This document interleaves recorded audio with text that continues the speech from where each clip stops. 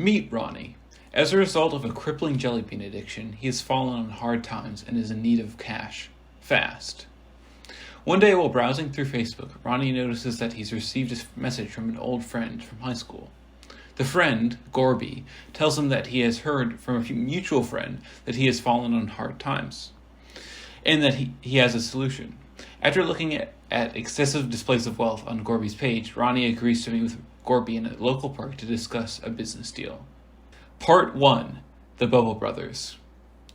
Ronnie and Gorby meet up a few days later, and Gorby outlines his plan.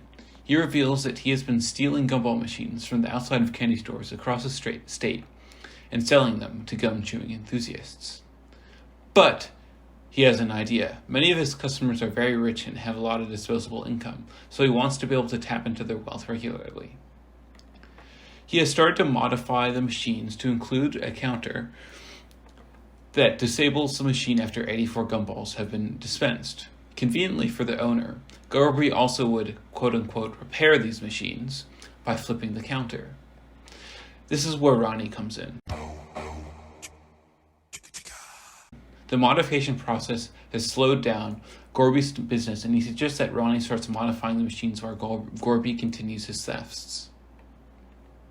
Part 2. The Crime.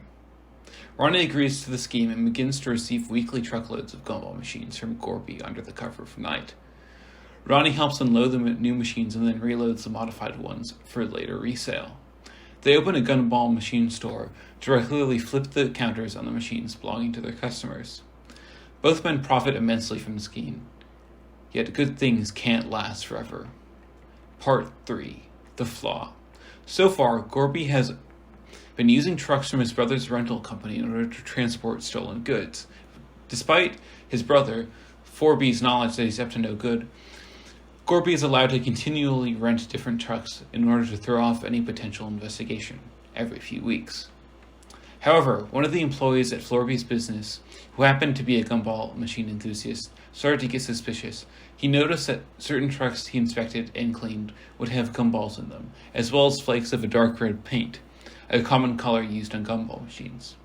This, paired with reports of gumball machine thefts on enthusiast websites that the employee frequented, caused him to report his findings to the police. After a thorough investigation, Ronnie, Gorby, and even Florby were all arrested.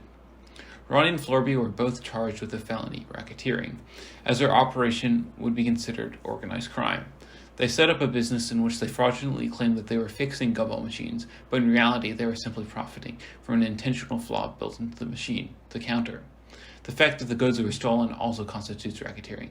Racketeering in this sense is any type of organized crime that results in a continued and regular profit gained by illegal means. Gorby was also charged with larceny, and Ronnie with receiving stolen property, as he had received the stolen machines. Florby is also considered to be involved in criminal activity, more specifically being an accessory before the fact, as he knowingly allowed his property to be used in criminal activity, the transportation of stolen goods. Well, that's all, folks. I hope you enjoyed, and remember, crime doesn't pay, the taxpayers do.